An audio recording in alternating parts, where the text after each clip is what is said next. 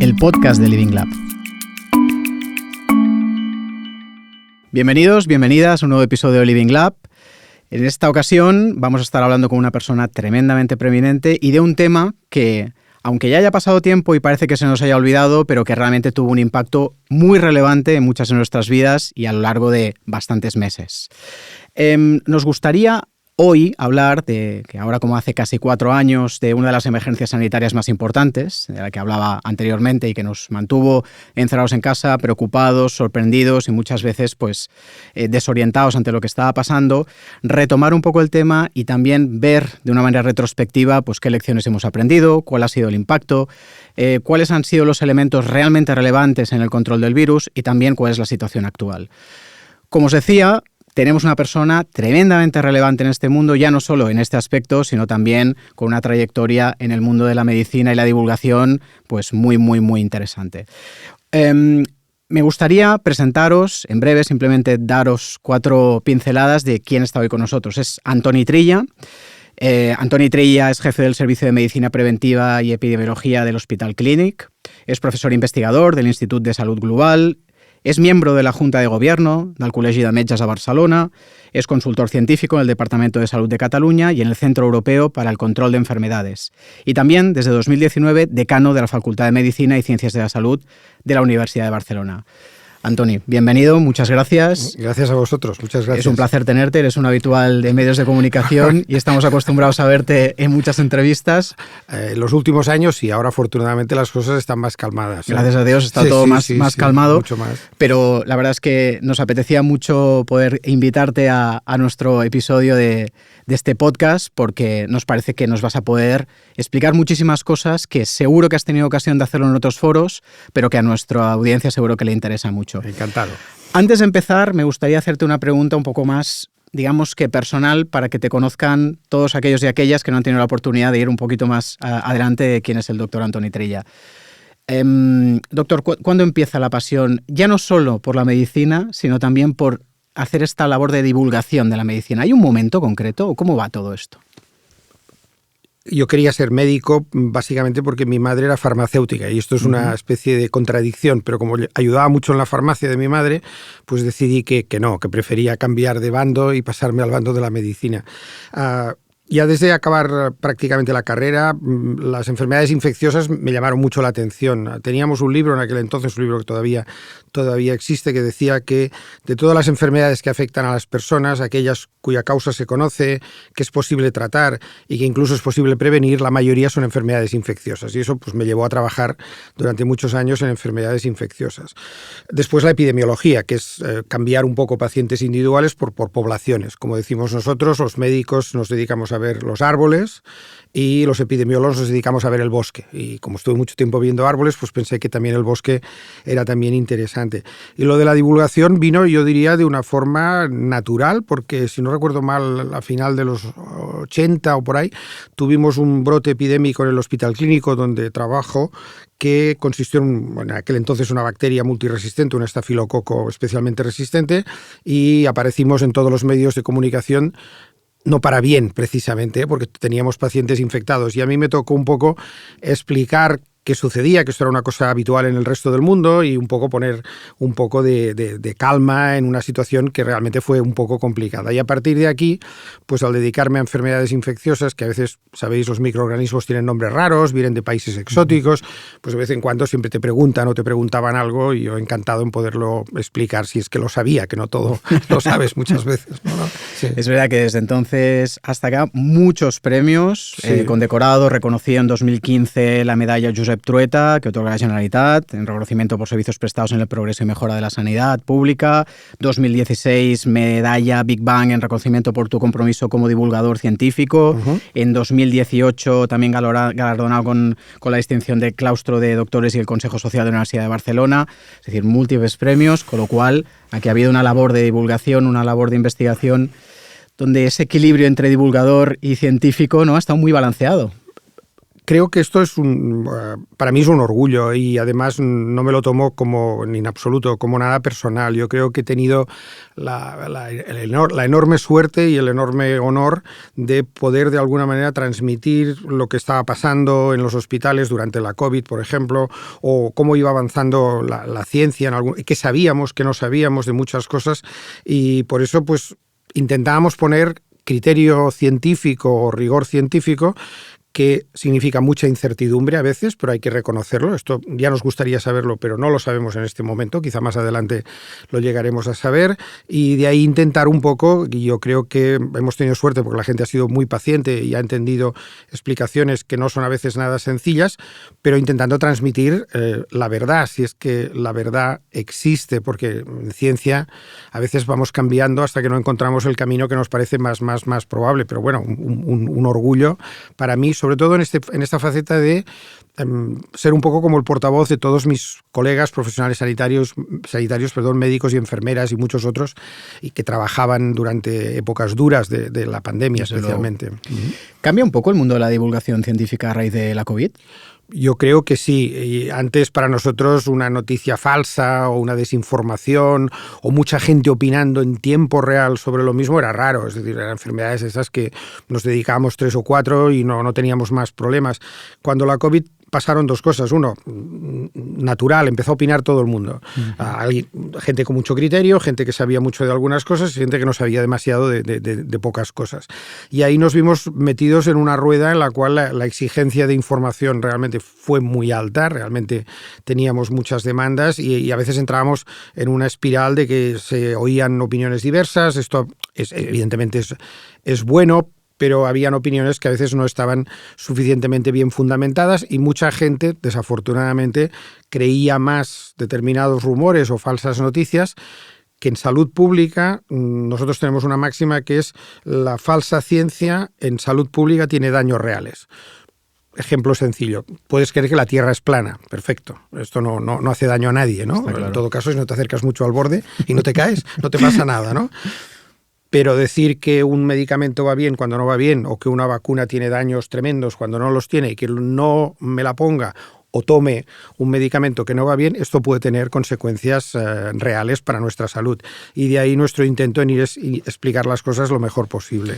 Claro, un momento también ahora tremendamente crítico con lo que comentabas anteriormente, doctor, de avances tecnológicos, inteligencia artificial, fakes, sí, que pueden incluso hacer que existan pues diagnósticos equivocados, alucinaciones, etcétera, ¿no? Sí, probablemente es una innovación o una revolución, yo diría, disruptiva en este sentido, muy, muy importante, que a mí me sobrepasa desde el punto de vista del conocimiento básico de cómo funciona esto. Realmente creo que va a ser, para mí, si la sabemos, no diré encauzar, pero sí mantener dentro de determinados niveles de ética y de seriedad, va a ser una gran ayuda, porque probablemente nos va a ahorrar mucho tiempo en determinadas cosas, nos va a dar el conocimiento más sintetizado y más bueno, y esto, si todo va bien, si todo fuera bien, nos permitiría, o yo soy partidario de la misma teoría que un cardiólogo norteamericano muy bueno que se llama Topol, que dice esto: nos permitirá humanizar más la medicina, dedicar más tiempo a los pacientes. Esto será, sin duda, de gran ayuda. Y en epidemiología y análisis de grandes bases de datos, si lo hacemos bien, esto nos puede permitir anticiparnos, dentro de lo razonable, a muchas cosas. De manera que sí. Y también creo que bien aplicada podría ayudarnos a distinguir el grano de la paja en las informaciones que puedan ser falsas, ¿no? Con lo cual, bien utilizada, creo que es una gran esperanza para todos. Mal utilizada, pues puede tener problemas como los que comentabas, ¿no? Gente que le dé al botón y dice: pues tengo esto, pues haré lo otro. No, espérese que alguien se lo explique bien. Nosotros siempre decimos lo mismo. Si a mí una máquina o un algoritmo de inteligencia artificial me dice que tú tienes X probabilidades de tener tal enfermedad, yo probablemente le haré caso, pero si soy tu médico y te conozco, sé cómo puedo explicarte mejor las cosas. Hay gente que dice, me tiene que decir la verdad y solo la verdad, y otros que dicen, mire, no me diga mucho, dígame lo que tengo que hacer o no quiero saber muchas cosas. O a veces puedes pensar, aunque este sea el diagnóstico más probable, hay algo que no me acaba de cuadrar, con lo cual podemos ser un poco, yo creo que es mejor hablar con una persona que con una máquina, pero la información que puede tener esta persona a partir de los enormes bases de datos y cómo se puede gestionar esto nos puede ser de muchísima ayuda, estoy convencido. Leyendo alguno de tus artículos, por ejemplo La Vanguardia, te hacías tú mismo la pregunta de qué prefieres, si un profesional realmente con altas capacidades, inteligente, creo que decías, frente a un profesional que comunique bien y sea empático. Sí. Yo no sé si al final apostabas por decir, bueno, yo quiero ambas, ¿no? No renuncio a ninguna. Sí, exacto. Yo no sé si esto nos ayuda precisamente a tener más equilibrado esas dobles capacidades. Sí, es un muy buen ejemplo, yo creo. Estereotipo, el Dr. House de la serie, una persona nada empática, brillante, raro de carácter, pero que probablemente acierta con diagnósticos muy complicados. Y en el otro lado, pues tampoco se puede ser una persona muy amable, pero que técnicamente no sea suficientemente competente, con lo cual hemos de buscar este equilibrio. La parte de inteligencia artificial puede ayudarnos a mejorar el conocimiento, la situación, las probabilidades, reducir algunas incertidumbres, y la parte personal siempre es muy bienvenida. Una anécdota, un compañero nuestro tuvo una enfermedad muy, muy grave y estuvo varias semanas, de hecho, en la unidad de cuidados intensivos, y él era el jefe del servicio precisamente, y cuando ya estaba mejor despertó y afortunadamente meses después se recuperó. Dice, ¿qué es lo que más te ha impactado después de haber estado pues muy mal, muy mal? Que las enfermeras me dieran la mano. Claro. Sí. Es así. Era el único contacto que tenía con la realidad, fuera de alarmas, ruidos y tubos y estas cosas. Dice que las enfermeras me dieran la mano. Y es una cosa que es cierta, ¿eh? O sea, componente tremendamente humana. Sí, estás allí solito, no sabes qué hacer, no sabes ni qué hora es, no sabes si te vas a morir, cómo te vas a quedar, y al final viene alguien y te aprieta la mano y dice, no te preocupes. Totalmente. Sí. Alargando un poco todo este tema que estamos comentando, y también como decano de la Facultad de Medicina y Ciencias de la Salud, ¿son proyectos que estáis abordando en este sentido? La Facultad de Medicina, como todas las facultades, tenemos la enorme suerte de que tenemos muchas personas de mucho talento que además están muy en la vanguardia de sus campos. Y ahora raro es el día que algún colega que es profesor no me diga, oye, que tenemos que hacer esto de inteligencia artificial en radiología, en anatomía patológica, en no sé qué. Bueno, evidentemente vamos a tener que evolucionar, seguro. Yo creo que desde el punto de vista docente, mi opinión personal es esto es imparable y lo que hemos de hacer es dejar que se introduzca. La gente dice, hombre, se harán los trabajos con inteligencia artificial los alumnos. Yo qué sé, les pediremos un trabajo y lo hará la inteligencia artificial. Bueno, bien, me parece bien. Aquí, otra vez volviendo a lo mismo, es perfecto. Nos has presentado este trabajo que es impecable, ya no vamos ni siquiera a pasarlo por una máquina que nos diga si es más artificial o menos artificial. Explícanos, por favor, qué sabes tú de esto, o le ponemos un problema que tenga que ver con esto. Claro. Es decir, ¿te lo has leído, lo has entendido, lo has digerido? Premio.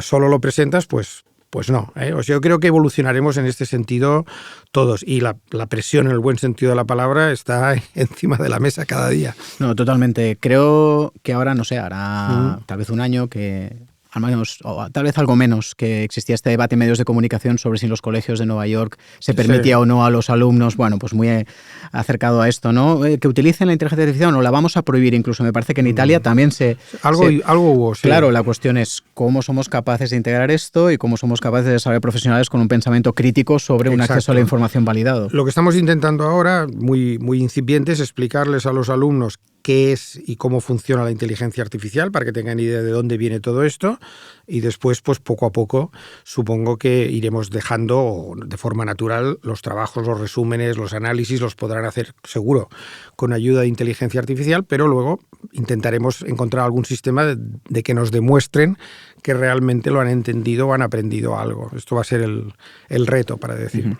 Seguimos dentro del marco de la facultad, en proyectos, colaboraciones en los que estéis trabajando, ya no necesariamente vinculados con el tema que tratábamos, sino otros que también consideres relevante destacar en tu ámbito. Sí, nosotros somos una universidad pública y las universidades públicas yo creo que son en algunas ocasiones más lentas y más pesadas, no que los elefantes, que los dinosaurios. Nos cuesta mucho movernos, es difícil. Hay un corsé administrativo razonable, pero muy farragoso. Entonces no somos muy ágiles en estas cosas.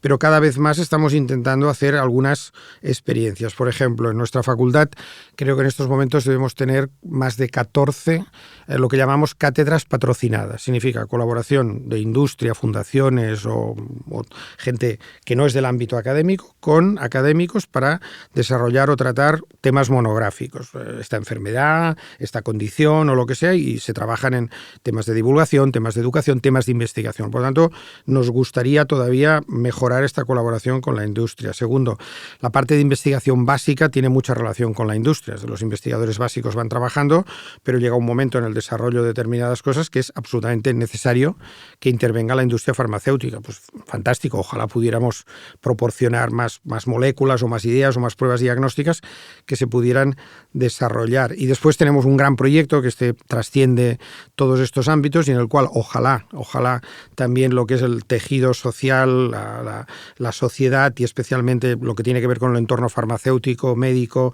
y biotecnológico, que es el proyecto futuro de trasladar el campus clinic, es decir, el hospital clínico, la facultad y toda la investigación a unos espacios mucho más amplios de los que tenemos ahora, que estarían situados, si todo acaba bien, en lo que son ahora los campos de deporte de la universidad en la diagonal, detrás del polo. Sí. Esto es un proyecto multimillonario y a 10 años vista, pero creemos que nos puede permitir les podrá permitir. Cuando me lo preguntan a mí, dice yo tengo 2 años y algo para encauzarlo y después, como dice mi mujer, con suerte seremos usuarios. Digo yo, vale, pues a ver si hay suerte, ¿no?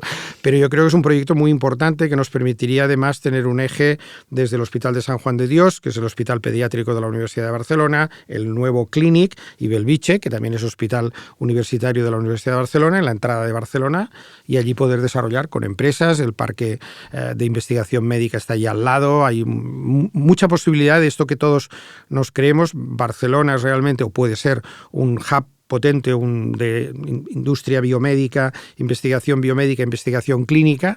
Pues yo creo que este sería el gran proyecto que tenemos desde el punto de vista concreto de la Universidad de Barcelona y el Hospital Clínic en este caso.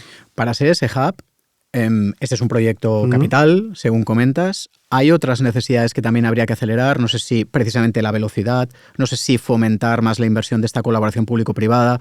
¿Dónde están los retos para poder llegar a ser ese hub? Creo que la segunda afirmación que has hecho es la que a mí, como aquello que dicen, me duele en el corazón. Es decir, tendríamos que tener más capacidad de poder colaborar tranquilamente, una colaboración transparente, clara, sometida a los controles que sean, pero se ve con cierta desconfianza la colaboración público-privada en algunas ocasiones, y en el tema de la industria farmacéutica, pues esto también hay que hacerlo de forma absolutamente clara. Yo creo que si hay una apuesta clara de la industria biotecnológica, farmacéutica, de aparatos, etcétera, etcétera, en Cataluña el sistema público de salud tiene la gran ventaja de que puede estar muy cerca de estas innovaciones, y nosotros tenemos, esto es así, los pacientes y los hospitales y los consultorios o los centros de atención primaria, con lo cual el traslado de esto a la realidad del día a día aquí es fácil.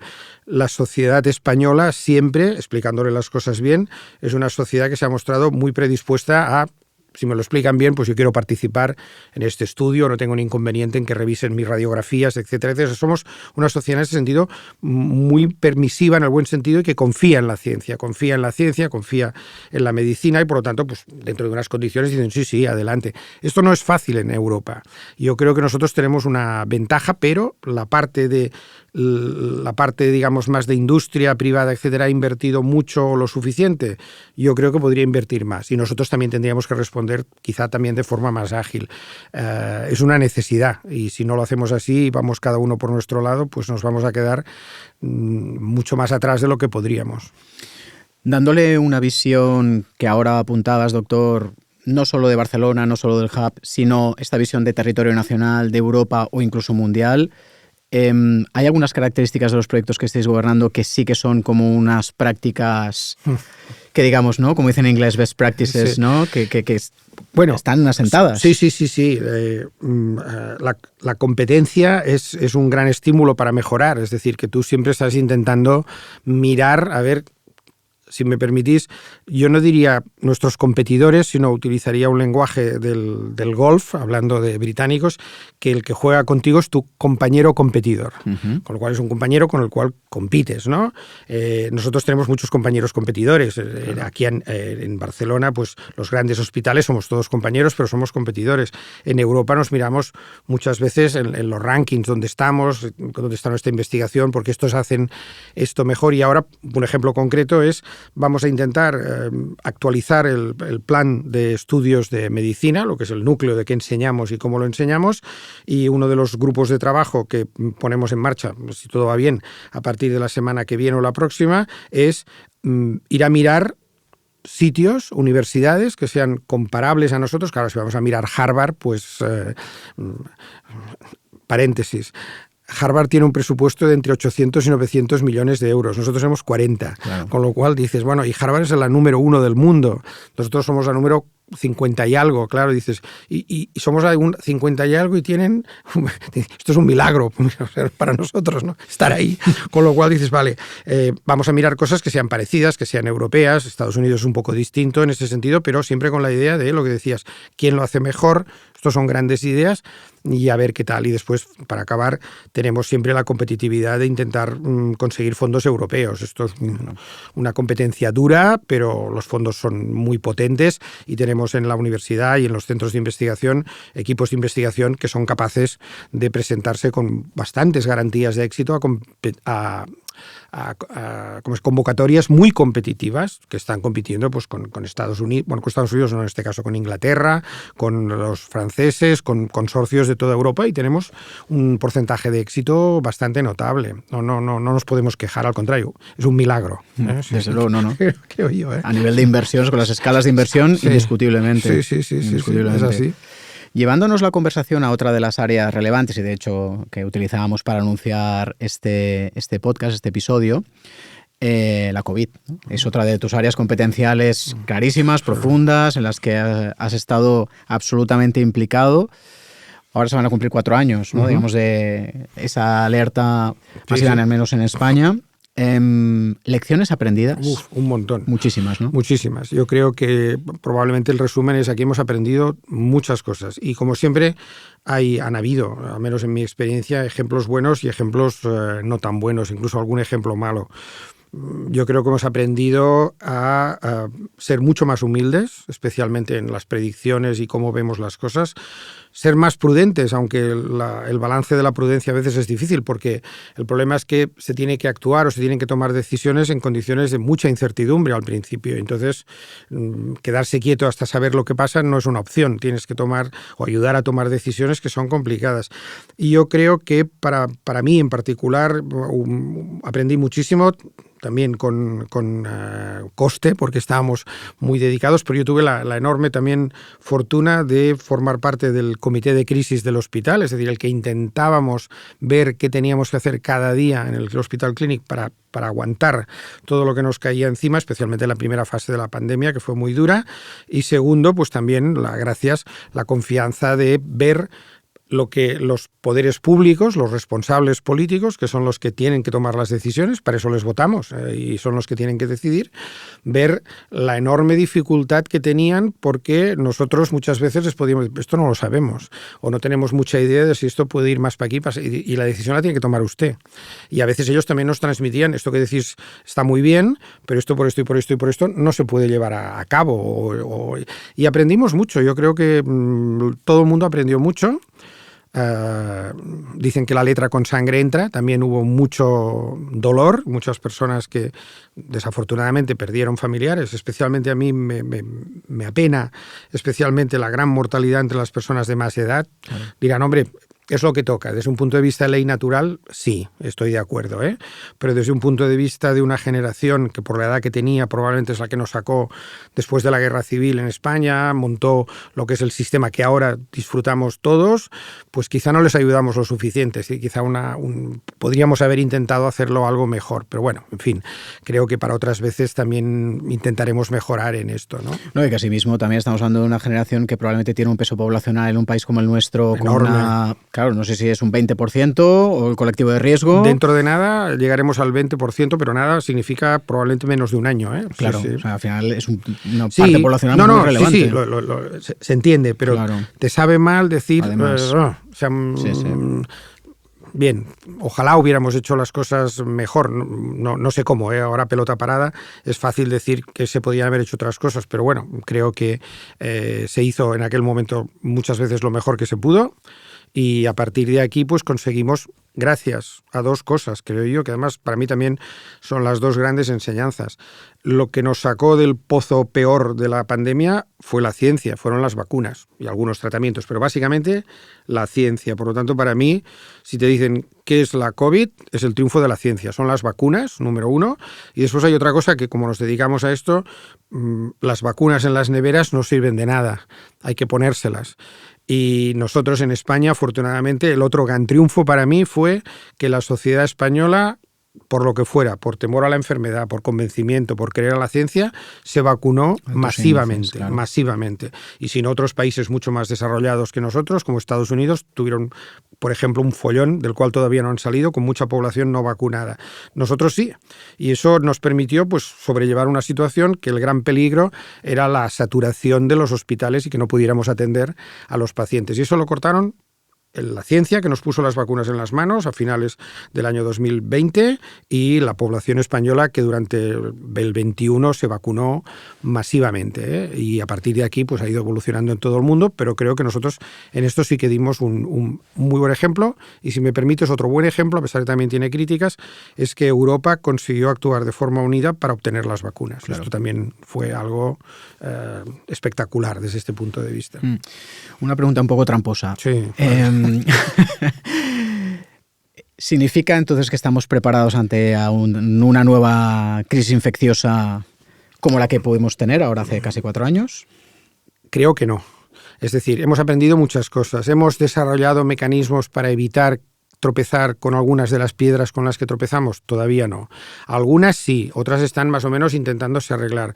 Otras probablemente no. También es verdad que no podemos tener, es irrazonable, una póliza de seguros a todo riesgo. Es decir, siempre habrá algo que de forma más impactante o menos impactante, más local o más general, nos pueda trastocar la vida. Pero sí que, por ejemplo, podemos intentar anticiparnos algunas cosas, tener preparados determinados prototipos de vacunas, medidas de control, que sabemos que a lo mejor pueden ser más selectivas. Hay cosas que hemos aprendido y que ojalá las tuviéramos a punto si viene. Siempre decimos lo mismo, no es si viene, sino cuándo vendrá. Bueno, yo aquí soy relativamente optimista porque la última pandemia importante antes de la COVID fue la gripe española de 1918. La COVID vino en el 2019, son 100 años, la próxima a mí no me toca, seguro, 100 años más, ya no, todos muertos, que decíamos, ¿no? O sea que, en fin, sí. Una de las repercusiones también, y dentro de estos aprendizajes, es que, claro, antivirus, que algunos de ellos son cíclicos, ¿no? O aparentemente cíclicos, vamos teniendo saturaciones del sistema sanitario. Uh-huh. ¿Estamos preparados? ¿Lo hemos hecho bien? ¿Estamos haciendo lo que tenemos que hacer en este sentido? Y yo no hablo de la COVID, sino hablo también de virus que pueden ser la gripe, como la gripe, por ejemplo. Sí. Es una situación hasta cierto punto paradójica. La gripe es una enfermedad importante. Es realmente importante. Cada año hay muchas personas que ingresan en los hospitales por la gripe o sus complicaciones. Es verdad, de los extremos de la vida, los muy jovencitos y sobre todo los muy mayores, ¿no? También es verdad que la conocemos, pero nos cuesta predecir qué tipo de virus va a circular. También es verdad que tenemos vacunas desde hace tiempo, pero que hay que ajustar la composición de la vacuna cada año. Y también es verdad que siempre que llega el pico de la gripe aparecemos en todos los medios de comunicación, ¿no? Saturados, horas de espera, decenas o centenares de pacientes sin poder ingresar. Claro, es un poco paradójico. Dice, pero si pasa cada año, claro, ¿cómo es posible que no pueden anticiparse? Pues necesitamos algo más de anticipación y también es verdad que a pesar de que durante la temporada invernal se ponen más recursos y los sistemas sanitarios intentan mantener un estándar de trabajo más alto, la capacidad de nuestros hospitales está normalmente con un índice de ocupación muy alto. Es decir, dicho de otra manera, si dijeran, llega el invierno, abra las 3 salas que tiene cerradas, que son 200 camas, y por cierto, tiene médicos, tiene enfermeras y tiene de todo para atenderlas, pasaríamos una temporada de gripe mejor. El problema sigue haciendo lo mismo que hace y además aguante una epidemia de gripe que en algunas semanas o meses puede ser muy potente y cuidado, porque esto a veces cuesta de entender, el equilibrio de un gran hospital no depende a veces de las camas, depende de que tengamos 10 o 15 enfermeras de baja, o 1 o 2 médicos de baja, o que no los podamos suplir. O sea, eso es un equilibrio tan delicado que dices, cada año tropezamos en lo mismo. Sí, pero esto es una solución complicada, ¿eh? Bueno, poco a poco. O sea, a lo mejor damos con alguna vacuna que es más protectora y las cosas pues no van por aquí. ¿Qué características tenía la COVID que no tuviesen otros virus potencialmente tan escalables? Para nosotros reunía las características de diseñe usted un bicho que nos haga mucho daño. La COVID, o sea, entre otros, ¿no? 1, no teníamos ninguna experiencia con un virus semejante desde el punto de vista de inmunidad. Nadie era inmune a la COVID. Alguno que había pasado alguna cosa, pero muy pocos, casi nadie era inmune a la COVID. Por lo tanto, capacidad de infectarnos todos, como así ha sido, entre más o menos unos cuantos que nos habrán infectado. Entre vacunas e infectados hay un porcentaje de gente tremendo prácticamente, ¿no? 2, se transmitía fácilmente por contacto y también sabemos ahora por ciertas distancias por vía aérea. Y lo que también a nosotros nos dificulta mucho, por eso sería un arma muy bien diseñada, es se podía transmitir y habían muchos pacientes que no tenían síntomas. Cuando se controló la viruela, se controló entre otras cosas porque un caso de viruela era fácil de diagnosticar, lleno de granos y tenía fiebre, y hasta que no tenía granos y tenía fiebre no contagiaba. Evidente. Exacto, evidente. Con lo cual entrabas y ya está, aislado. Pero aquí pues no se sabía. Y 2, nos cogió con un arsenal terapéutico muy limitado. Al principio recordar que dábamos todo tipo de medicamentos y todo tipo de fármacos sin que tuviéramos claro si iban bien o no, y no teníamos una vacuna previamente preparada, a pesar de que otra de las grandes historias es cómo es posible que el virus apareciera en enero, pongamos, diciembre-enero del año, diciembre del 19, enero del 2020, y prácticamente 40 días después ya había un par de laboratorios que tenían la secuencia genética y habían desarrollado una vacuna. En verano se completaron los ensayos clínicos con más de 30.000 personas de las grandes vacunas y en diciembre estábamos poniendo la vacuna. Esto cuando al principio de la pandemia nos preguntaban, ¿y esto cómo se controlará cuando tengamos una vacuna? ¿Y qué? 2 años, pero 2 años era un sueño, claro. O sea, ¿dónde hay que firmar? Claro. Normalmente pensabas 4 o 6, que es lo normal en desarrollar una vacuna. Claro, se aceleraron muchas cosas, se puso todo el mundo a colaborar, se invirtieron miles de millones en hacer las cosas, como decimos en catalán, en castellano, perdón, no reparen gastos, usted haga lo que tenga que hacer y si sale bien, y si no ya está, y salió bien, afortunadamente. Donde al final estamos hablando de colaboración, sí, que también lo mencionabas anteriormente, donde estamos hablando de ciencia, y donde estamos hablando de también credibilidad en vacunas, cuando también eso ha sido un punto en el que ha habido movimientos un poco reactivos a eso, ¿no? Y creo que siguen existiendo. Sí, los movimientos, digamos, muy brevemente podemos distinguir 2 grandes tipos, ¿no? Lo que llamamos reticencia a la vacunación, que es gente que está preocupada por su salud, preocupada por la seguridad de la vacuna, que te hace preguntas, ¿esto es necesario, no es necesario?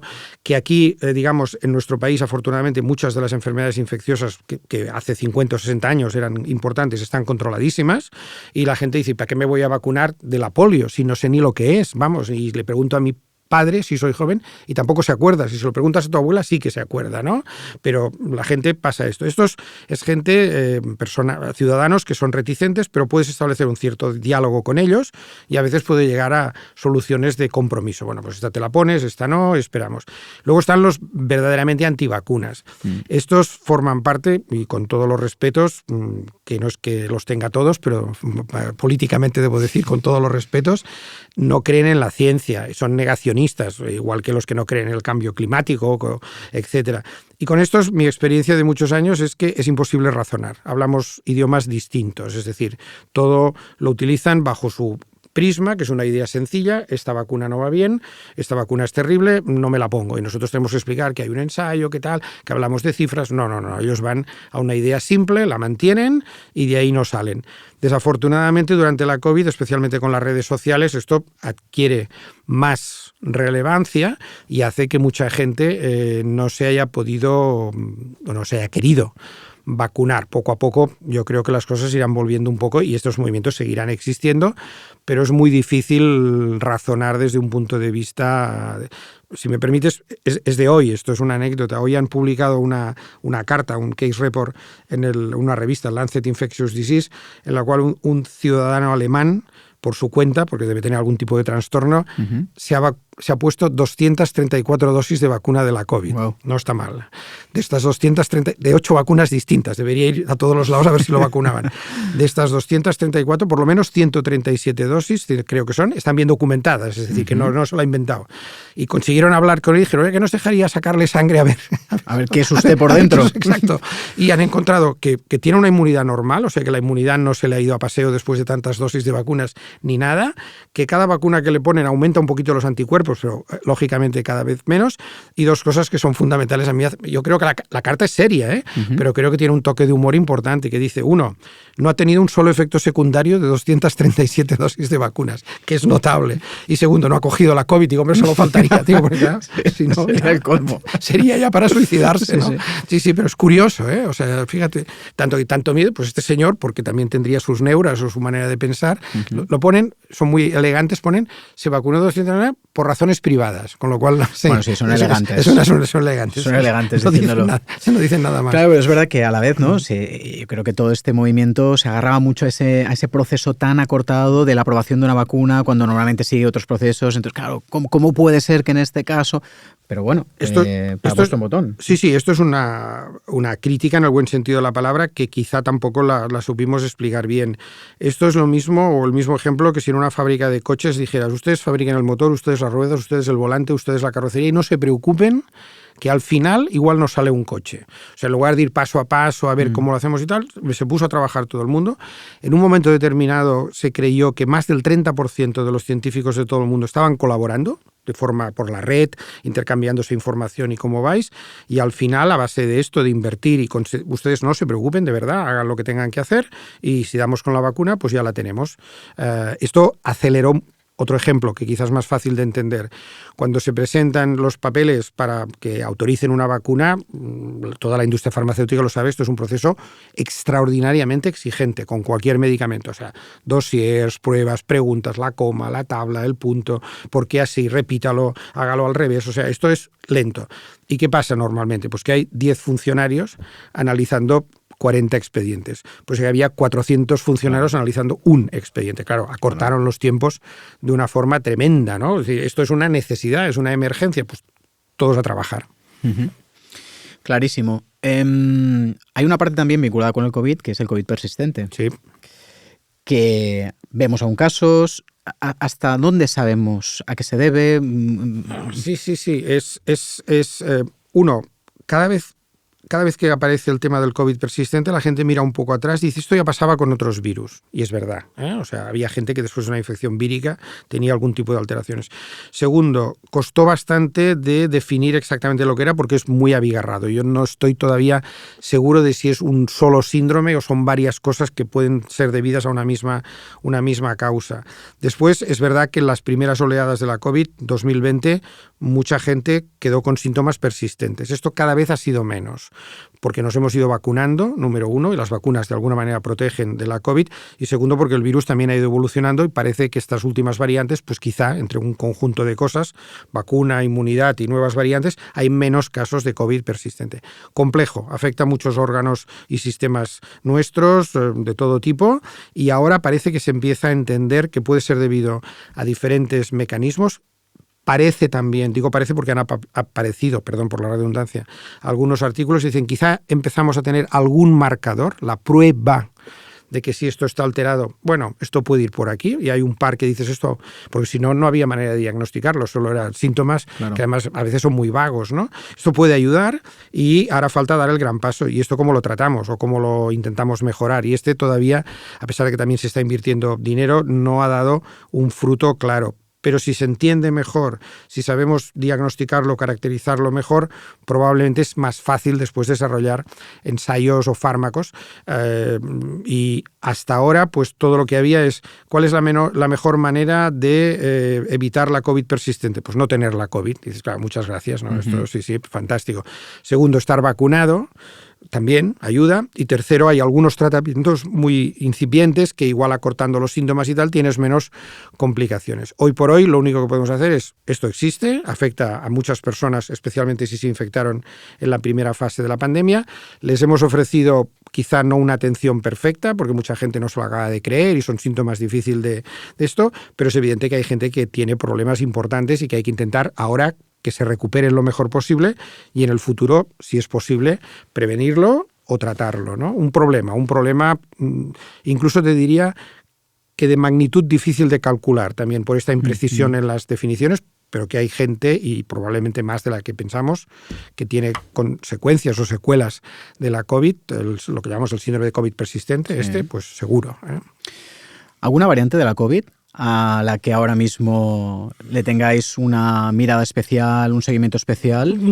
Ahora estamos, afortunadamente llevamos casi 1 año y medio, y pronto llegará 2, de la era de Omicron, y los Omicron se han mostrado como muy capaces de contagiar, pero afortunadamente también por el conjunto de inmunidad y la vacunación de la población, pues menos graves, ¿no? Esto es el paradigma de la COVID hoy.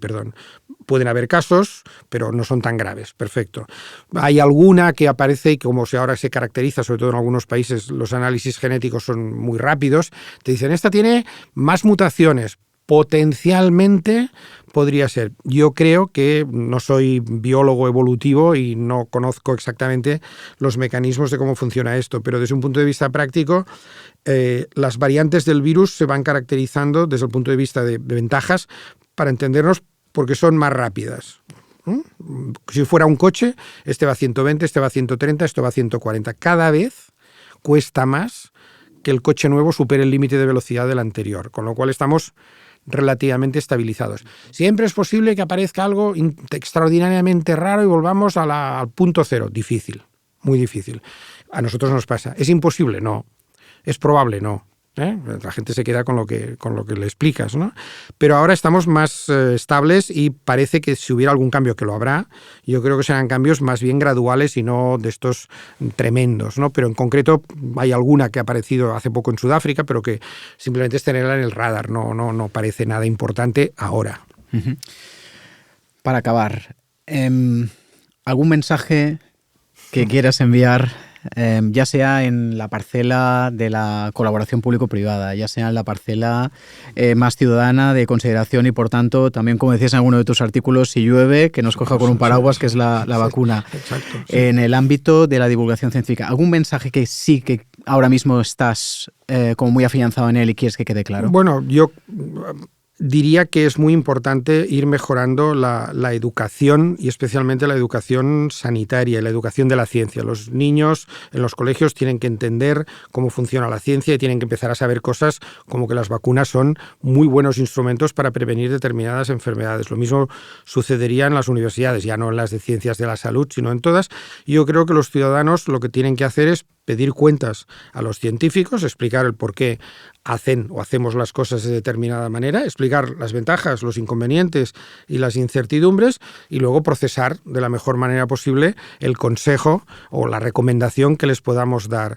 Todo lo que sea parte de este camino tortuoso, son muchas curvas de ir avanzando. O sea, yo no me creo nada, pues probablemente volvería a lo de antes. La falsa ciencia en salud pública comporta daños reales y añadiría que la mayoría de las veces son evitables y esta es la gran pena, ¿no? Es decir, ver que en Europa todavía hoy pueden morir algunos niños de sarampión, pues ¿cómo puede ser, no? Pues pasa, ¿eh? Y ver que personas que no se han vacunado tienen mucha más frecuencia de ingresar en el hospital o en la UCI por la COVID, pues dices, hombre, pues no será porque no ha tenido oportunidad de vacunarse, ¿eh? que es una pena. Te sabe mal, es una decisión personal, ¿eh? No lo dudo y absolutamente libre, pero piensas, te lo podrías haber ahorrado, francamente. La última.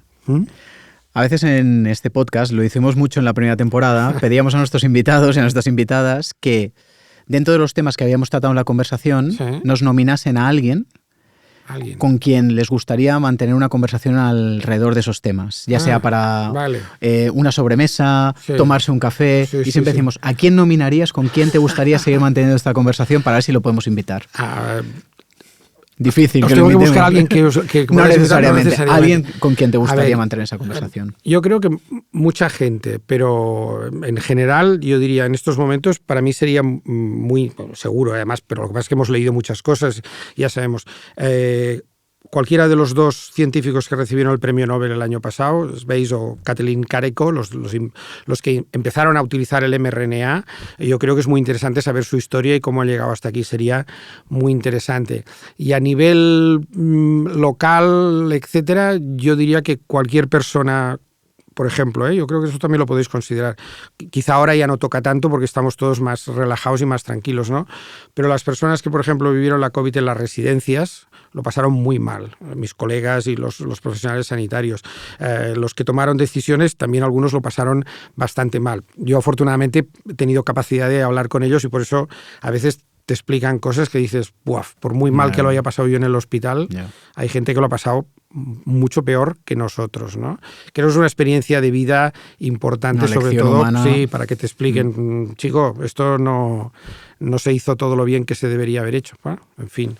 Pero bueno, cualquiera, yo encantado en oír a alguien que me explique cosas porque son, vamos, una pasión, le ponen mucha pasión en su trabajo y por lo tanto, pues encantado en aprender. Sí, sí. Doctor Antoni Trilla, muchísimas gracias por el tiempo, las explicaciones, por la labor y por todo el trabajo vinculado con todas las áreas competenciales en las que estás plenamente activo. Y a todos nuestros seguidores, a todas nuestras personas que nos vais siguiendo episodio tras episodio, muchas gracias una vez más por estar ahí. Os invitamos a ver el siguiente episodio de Living Lab y muchas gracias por todo.